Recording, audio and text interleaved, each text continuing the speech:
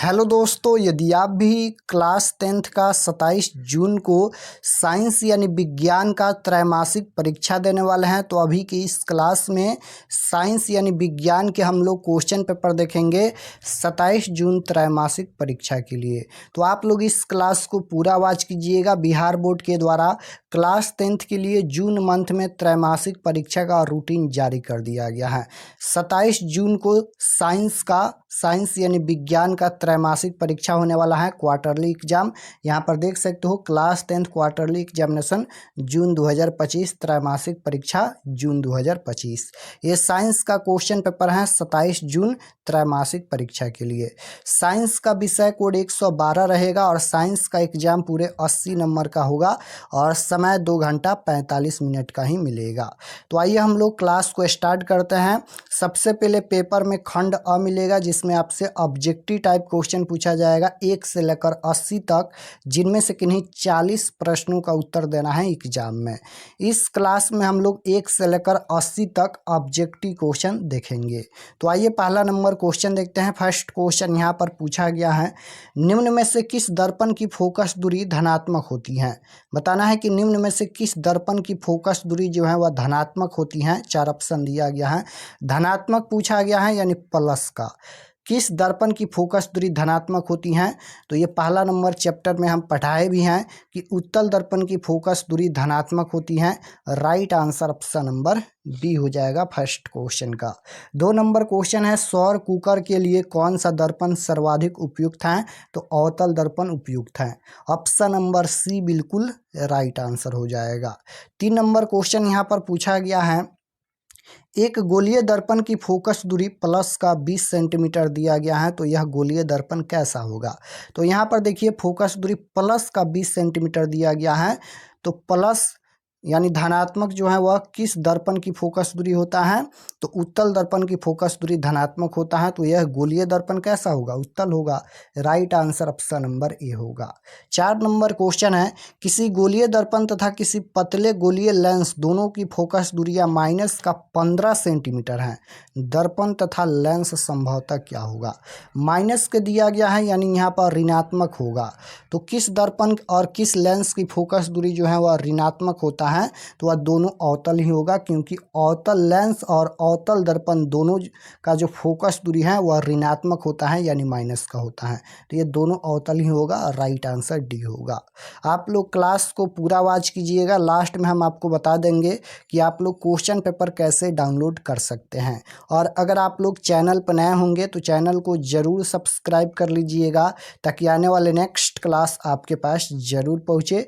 सभी सब्जेक्ट का question paper इसी चैनल पर मिलेगा और 2026 बोर्ड परीक्षा की तैयारी भी इसी चैनल पर कराया जाता है। 5 नंबर क्वेश्चन यहाँ पर पूछा गया है, एक उत्तल लेंस होता है, तो एक उत्तल लेंस कैसा होता है, तो एक उत्तल लेंस जो होता है वह कैसा होता है ये पूछा गया है। तो किनारे की अपेक्षा बीच में मोटा होता है, यानी किनारे का भाग जो है वह पतला होता है और बीच में मोटा होता है। और अवतल में क्या होता है, तो किनारे का भाग जो है मोटा होता है और बीच का भाग पतला होता है। दोनों आपको याद रखना है।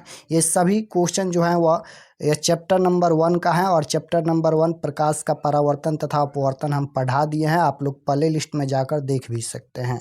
तो एक उत्तल लेंस होता है, किनारे की भाग पतला और बीच में मोटा होता है। Right answer C. 6 number question यहाँ पर पूछा गया है, किसी बिंब का वास्तविक तथा समान आकार का प्रतिबिंब प्राप्त करने के लिए बिंब को उत्तल लेंस के सामने कहाँ रखेंगे, तो बिल्कुल राइट आंसर हो जाएगा फोकस दूरी की दुगुनी दूरी पर। Option number B right answer. 7 number question देखिएगा, यहाँ पर पूछा गया है, किसी लेंस की क्षमता दिया गया है माइनस का 2 डायोप्टर, तो उसकी फोकस दूरी क्या होगा। अगर यहाँ पर क्षमता माइनस का है तो फोकस दूरी भी ऋणात्मक ही होगा, तो प्लस वाला खत्म हो गया। अब 0.5 ही होगा, अब मीटर में होगा या सेंटीमीटर में होगा। यहाँ पर मीटर दिया गया है और सेंटीमीटर दिया गया है, तो इसका जो राइट आंसर हो जाएगा वह सेंटीमीटर में होगा, मीटर नहीं होगा। यानी माइनस का 0.5 सेंटीमीटर उसकी क्षमता फोकस दूरी होगी। क्षमता दिया गया है तो फोकस दूरी माइनस का 0.5 centimetre. Right answer C. 8 number question है, निम्नलिखित में किसका अपवर्तनांक सबसे अधिक है? तो हीरा का अपवर्तनांक इनमें सबसे अधिक है, right answer D. 9 number question है, उत्तल लेंस द्वारा आवर्धित काल्पनिक प्रतिबिंब तब बनता है जब वस्तु रहती है। कहाँ पर वस्तु रहती हैं तब यहाँ पर काल्पनिक प्रतिबिंब प्राप्त होता है। तो राइट आंसर 9 नंबर का क्या हो जाएगा? ये हो जाएगा, अनंत पर तो होगा नहीं, फोकस और लेंस के बीच हो जाएगा। Option number B right answer हो जाएगा, फोकस और लेंस के बीच। क्वेश्चन नंबर 10 देखिएगा, यहाँ पर पूछा गया है कि समान नेत्र के लिए दूर बिंदु है। दूर बिंदु पूछा जाएगा तो याद रखिएगा अनंत होता है, और स्पष्ट दृष्टि की न्यूनतम दूरी पूछा जाएगा तो 25 सेंटीमीटर होता है। ये भी हम पढ़ा चुके हैं, चैप्टर नंबर 2 का प्रश्न है, फिजिक्स का चैप्टर नंबर 2 जिसका नाम है मानवनेत्र। मानवनेत्र चैप्टर भी हम पढ़ा दिए हैं। तो दोनों क्वेश्चन आपको याद रखना है, काफ़ी बार पूछा गया है। फाइनल बोर्ड परीक्षा में भी दूर बिंदु पूछा जाएगा तो अनंत होता है, और अस्पष्ट दृष्टि की न्यूनतम दूरी पूछा जाएगा तो 25 सेंटीमीटर होता है। 11 नंबर क्वेश्चन है, निम्नलिखित में कौन नेत्र का रंगीन भाग है? ये भी उसी चैप्टर का क्वेश्चन है। नेत्र का रंगीन भाग कौन है? तो नेत्र का रंगीन भाग परितारिका होता है, राइट आंसर सी हो जाएगा। नेक्स्ट क्वेश्चन है, किसी वस्तु का प्रतिबिंब आँख के जिस भाग पर बनता है वह क्या है? तो यहाँ पर पूछा गया है किसी वस्तु का प्रतिबिंब आँख के जिस भाग पर बनता है वह क्या है? तो वह रेटिना होता है या दृष्टि पटल होता है? तो रेटिना दिया गया है, राइट आंसर बी हो जाएगा। मानव नेत्र के लिए दृष्टि का स्थापित होता है, तो राइट आंसर 13 नंबर का क्या हो जाएगा? ऑप्शन नंबर बी हो जाएगा, 1/16 सेकेंड होता है। 14 नंबर क्वेश्चन है, धारा मापने में किसका उपयोग होता है? धारा मापने में किसका उपयोग होता है? एमीटर का उपयोग होता है, correct answer option number A हो जाएगा। 15 नंबर क्वेश्चन है, प्रतिरोध का एसआई मात्रक क्या होता है? तो प्रतिरोध का एसआई मात्रक क्या होता है? ओम होता है, राइट आंसर डी हो जाएगा। 16 नंबर क्वेश्चन देखिएगा, पूछा गया है कि एक कूलाम विद्युत आवेश कितने इलेक्ट्रॉनों में समाय आवेश के तुल्य होता है? तो 16 का राइट आंसर बी हो जाएगा, 6.25 × 10⁻18। 17 नंबर क्वेश्चन है, किलोवाट घंटा बराबर होता है, तो किलोवाट घंटा किसके बराबर होता है? तो राइट आंसर हो जाएगा 1 यूनिट के बराबर। 18 नंबर क्वेश्चन है, निम्नलिखित में कौन विद्युत का सुचालक है? सुचालक का मतलब जिसमें विद्युत धारा आसानी से प्रवाहित कर सकते हैं। यहाँ पर विद्युत का सुचालक कौन है? तो ग्रेफाइट जो है वह विद्युत का सुचालक होता है, क्योंकि ग्रेफाइट में हम आसानी से विद्युत धारा प्रवाहित कर सकते हैं। तो राइट आंसर सी हो जाएगा। नेक्स्ट क्वेश्चन है, निम्नलिखित में कौन विद्युत का सबसे अच्छा चालक है? तो सबसे अच्छा चालक जो है वह चांदी है, right answer option number D हो जाएगा। 20 नंबर क्वेश्चन है, विद्युत परिपथ में दो बिंदुओं के बीच विभवांतर मापने के लिए प्रयुक्त होता है, तो राइट आंसर क्वेश्चन नंबर 20 का हो जाएगा वोल्टमीटर। 21 है, विद्युत बल्ब का फिलामेंट निम्न में से किस धातु का बना होता है? तो ये किस धातु का बना होता है ये पूछा गया है, तो टंगस्टन का बना होता है। नेक्स्ट क्वेश्चन है, चालक का प्रतिरोध निर्भर नहीं करता है, पूछा गया है। नहीं करता है, किस पर नहीं करता है? तो ये चालक में प्रवाहित विद्युत धारा पर नहीं करता है। 23 है कि विद्युत मोटर परिवर्तित करता है।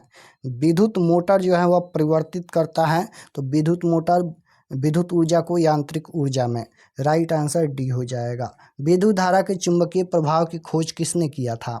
विद्युत धारा के चुंबकीय प्रभाव की खोज जो है वह किसने किया था? तो राइट आंसर हो जाएगा ऑस्ट्रेलिया ने, option number B. Next question है 25 नंबर, कि नाभिकीय ऊर्जा प्राप्त करने हेतु आवश्यक है, तो यूरेनियम आवश्यक है। 26 है कि जीव द्रव्यमान ऊर्जा स्रोत का उदाहरण निम्नलिखित में कौन नहीं है? नहीं पूछा गया है, तो राइट आंसर 26 नंबर का हो जाएगा ऑप्शन नंबर सी, नाभिकीय ऊर्जा। 27 नंबर क्वेश्चन है, यहाँ पर उत्तम ऊर्जा का स्रोत वह है, तो राइट आंसर 27 नंबर क्वेश्चन का हो जाएगा ऑप्शन नंबर डी, जिसमें ये सभी गुण हो, यानी जो सरलता से सुलभ हो सके, जो प्राप्त एकांक आयतन अथवा प्रति एकांक द्रव्यमान में अधिक कार्य करे, जिसका भंडारण तथा परिवहन आसान हो, ये सभी हो जाएगा। 28 नंबर क्वेश्चन देखिएगा, पूछा गया है, रासायनिक अभिक्रिया के दौरान किसी पदार्थ में ऑक्सीजन का ह्रास क्या कहलाता है? ये रासायनिक अभिक्रिया एंड समीकरण चैप्टर से क्वेश्चन पूछा गया है, और वो भी चैप्टर हम पढ़ा दिए हैं। तो रासायनिक अभिक्रिया के दौरान किसी पदार्थ में ऑक्सीजन का ह्रास क्या कहलाता है, ये पूछा गया है। तो बिल्कुल राइट आंसर अपचयन कहलाता है। जिंक तथा सल्फ्यूरिक अम्ल के बीच अभिक्रिया से निम्नलिखित में कौन सी गैस निकलती हैं? कौन सी गैस निकलती हैं? तो राइट आंसर हो जाएगा यहाँ पर H2 गैस निकलती है। नेक्स्ट क्वेश्चन है, अभिक्रिया दिया गया है, बताना है कि यह किस प्रकार की अभिक्रिया है। तो राइट आंसर इसका हो जाएगा ये संयोजन अभिक्रिया है। नेक्स्ट क्वेश्चन है यहाँ पर कि एक भूरे रंग का चमकदार तत्व X को वायु की उपस्थिति में गर्म करने पर वह काले रंग का हो जाता है। तत्व X का नाम क्या है? तत्व X का नाम बताना है। तो राइट आंसर इसका हो जाएगा वह तत्व है Cu, यानी यहाँ पर हो जाएगा यहाँ पर सोडियम, मैग्नीशियम और Cu, यानी यहाँ पर हो जाएगा copper. Right answer option number C हो जाएगा। नेक्स्ट क्वेश्चन है कि नीचे दी गई अभिक्रिया में कौन सा कथन सही है? कौन सा कथन सही है? तो राइट आंसर हो जाएगा इसका कॉपर का ऑक्सीकरण। 33 नंबर क्वेश्चन है कि एसिटिक अम्ल का तनु विलयन के बारे में कौन सा अवलोकन सत्य है? तो राइट आंसर इसका हो जाएगा ऑप्शन नंबर डी, यह सिरका सी गंध देता है। नेक्स्ट क्वेश्चन है कि धोने का सोडा का सूत्र पूछा गया है। धोने का सोडा का आणविक सूत्र क्या होगा? तो राइट आंसर हो जाएगा Na2CO3, ऑप्शन नंबर ए में दिया गया है। निम्नलिखित में कौन लवण है? लवण पूछा गया है, तो राइट आंसर इसका हो जाएगा NaCl हो जाएगा, यहाँ पर सोडियम क्लोराइड। नेक्स्ट क्वेश्चन है, बेकिंग पाउडर का एक मिश्रण है। तो राइट आंसर 36 नंबर का क्या हो जाएगा? ये हो जाएगा NaHCO3 एसिटिक अम्ल का। Right answer C. 37 number question है, प्लास्टर ऑफ पेरिस का रासायनिक सूत्र कौन है? प्लास्टर ऑफ पेरिस का रासायनिक सूत्र पूछा गया है, तो CaSO4 × 1/2H2O। Right answer B. Baking soda का रासायनिक सूत्र पूछा गया है, तो बेकिंग सोडा का रासायनिक सूत्र क्या होता है? NaHCO3, ऑप्शन नंबर डी में दिया गया है। नेक्स्ट क्वेश्चन है, ग्लूकोज का सूत्र क्या होता है? ग्लूकोज का यहाँ पर सूत्र पूछा गया है, तो C6H12O6, option number B. Next question है, निम्नलिखित में कौन अम्लीय ऑक्साइड है? अम्लीय ऑक्साइड पूछा गया है, तो SO2 हो जाएगा, option number D. Next question है 41 नंबर, ताम्र एंड टीन के मिश्र धातु को कहते हैं। तो राइट आंसर हो जाएगा यहाँ पर कांसा। सिलिकॉन एक क्या है? सिलिकॉन धातु है, अधातु है, उपधातु है या मिश्र धातु है? तो सिलिकॉन क्या है? उपधातु है। राइट आंसर सी हो जाएगा। 43 नंबर क्वेश्चन है कि विद्युत अपघटनी परिष्करण में अशुद्ध धातु को बनाया जाता है। तो बिल्कुल इसका राइट आंसर हो जाएगा एनोड। 44 है कि स्टेनलेस स्टील में लोहा एंड कार्बन के अलावे अन्य तत्व रहते हैं। तो राइट आंसर 44 का हो जाएगा चांदी and nickel, option number D. Next question है, एथिलीन में कार्बन कार्बन के बीच 2 अबंध मौजूद हैं जिनमें, तो राइट आंसर 45 का क्या हो जाएगा? जिनमें एक सिग्मा और एक पाई अबंध है। राइट आंसर ये हो जाएगा। 46 नंबर क्वेश्चन है, क्लोरोमीथेन का सूत्र कौन है? क्लोरोमीथेन का सूत्र पूछा गया है, तो बिल्कुल इसका राइट आंसर हो जाएगा CH3Cl, option number B. Next question है 47 नंबर, कार्बोनिल ग्रुप प्रतिकारक कौन है? तो 47 का राइट आंसर हो जाएगा यहाँ पर बाउंड ओ bound, option number D. Carbon की संयोजकता 4 होता है, कार्बन की परमाणु संख्या 6 होता है। 49 नंबर क्वेश्चन है, वनस्पति तेलों में होती है। तो राइट आंसर 49 का ऑप्शन नंबर सी हो जाएगा, लघु असंतृप्त हाइड्रोकार्बन श्रृंखला। 50 है, इथाइल अल्कोहल किस प्रकार के शोषण में बनता है? तो इथाइल अल्कोहल किस प्रकार के शोषण में बनता है? तो बिल्कुल इसका राइट आंसर हो जाएगा अवायवीय शोषण में। आधुनिक आवर्त सारणी में समूहों की संख्या पूछा गया है, तो आपको याद रखना है 18 होता है, और आवर्त सारणी में आवर्त पूछा जाएगा तो 7 होता है। वर्ग या समूह 18 होता है। नेक्स्ट क्वेश्चन है 52 नंबर, ओजोन के एक अणु में ऑक्सीजन के परमाणुओं की संख्या कितनी होती है? तो बिल्कुल इसका राइट आंसर हो जाएगा 3। आवर्त सारणी के प्रथम आवर्त में कितने तत्व होता है? आवर्त सारणी के प्रथम आवर्त में तत्वों की संख्या पूछा गया है, तो राइट आंसर हो जाएगा 2, option number A. Next question है, रुधिर का कौन सा अवयव रक्त स्राव को रोकने में मदद करता है? तो 54 नंबर क्वेश्चन का राइट आंसर हो जाएगा platelet, option number C. 55 number question है, एस्टोमेटा के खुलने और बंद होने की क्रिया को नियंत्रित करता है, कौन नियंत्रित करता है? तो बिल्कुल राइट आंसर हो जाएगा द्वार कोशिकाएं, option number A. Next question है, वसा का पाचन करता है, वसा का पाचन करता है, तो राइट आंसर हो जाएगा लाइपेज। सभी हरे पौधे स्वपोषी होते हैं, करेक्ट आंसर ए होगा। पौधे में श्वसन अंग होता है, जड़ में, पत्तियों में, तना में या इनमें से सभी? पौधों में श्वसन अंग कहाँ में होता है, ये पूछा गया है। जड़ में, पत्तियों में, तना में, इनमें से सभी?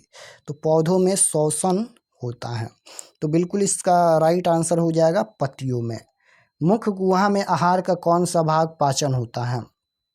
मुख गुहा में आहार का कौन सा भाग पाचन होता है? तो बिल्कुल इसका राइट आंसर हो जाएगा कार्बोहाइड्रेट। नेक्स्ट क्वेश्चन है, हीमोग्लोबिन की कमी से कौन सा रोग होता है? तो एनीमिया रोग होता है। प्रकृति में ऑक्सीजन का संतुलन कैसे बना रहता है? प्रकृति में ऑक्सीजन का संतुलन कैसे बना रहता है? तो राइट आंसर इसका हो जाएगा ऑप्शन नंबर बी, प्रकाश संश्लेषण द्वारा। कौन सी बीमारी श्वसन तंत्र से संबंधित है? तो निमोनिया बीमारी श्वसन तंत्र से संबंधित है। तो अब चलिए हम आपको बताते हैं कि आप लोग ऑब्जेक्टिव और सब्जेक्टिव क्वेश्चन आंसर कैसे डाउनलोड कर सकते हैं। तो ऑब्जेक्टिव और सब्जेक्टिव क्वेश्चन आंसर डाउनलोड करने के लिए गूगल पर चले आना है और आपको सर्च करना है RK एक्सपर्ट क्लासेस। तो जैसे ही गूगल पर सर्च करेंगे RK एक्सपर्ट क्लासेस, इस प्रकार से इसी चैनल का नाम आप लोग गूगल में आइए, सर्च कीजिए RK एक्सपर्ट क्लासेस।